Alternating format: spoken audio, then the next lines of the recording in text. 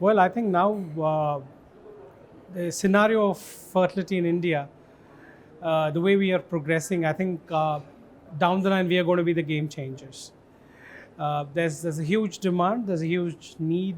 The issue of fertility is going up, and when we're looking at the skill and the expertise and the state-of-art facilities that most of the centers of India have got, I think the future is going to be quite bright and nice.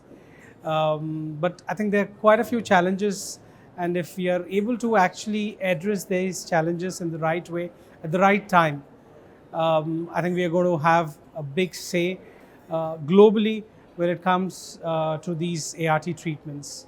No, I would say it would actually help us rather than bringing about issues. We all of us know that most important aspect of the quality management systems is documentation, and that is the most difficult part. Most of us do not want to document most of it because it's time consuming.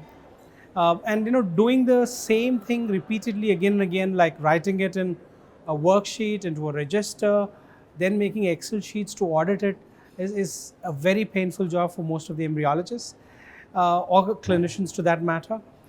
We would want to do more of the technical side, but not the documentation bit. So a move towards digitalization.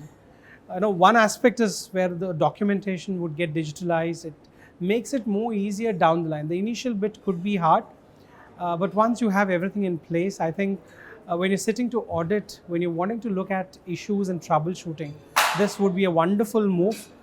That's one side of it.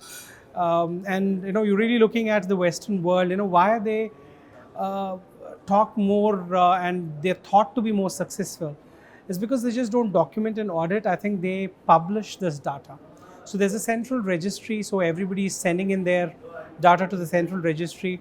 And at the end of the year, all of this data is actually put across, and we make the statistics, the bar graphs and everything, and it's published onto the website where the people of the fraternity and also the patients, the general public, have an access to these websites wherein they know actually what's happening. So in turn, it is helping the patients and the general public get in more awareness. They're going to be more, the trust is going to really build up between the patients and the professionals. And they actually know what to look for when they're coming to clinics. This in turn is also kind of helping the clinics to self-regulate themselves, because there is a central registry.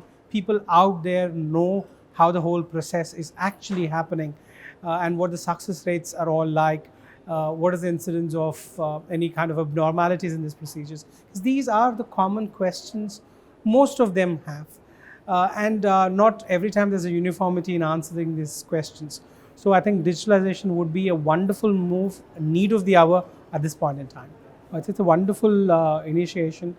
Conference is a different thing. I think it's also a platform to network, and we're trying to keep ourselves abreast of the recent advances.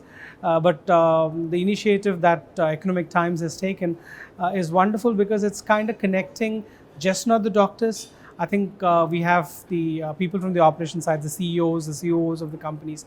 We've got the company people, and we've also got the other general public, the social workers, all of these people coming on one platform.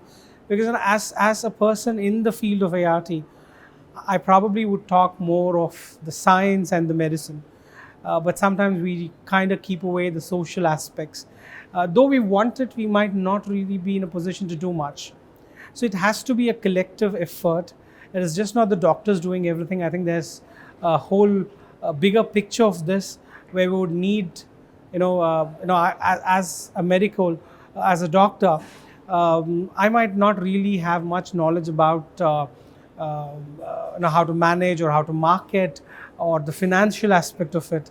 And then when a bigger platform is created where people of different perspectives are coming across, I think the debate is complete, the approach is holistic, the problems are dealt in a better fashion. So that's, I think, an amazing move Economic Times is doing.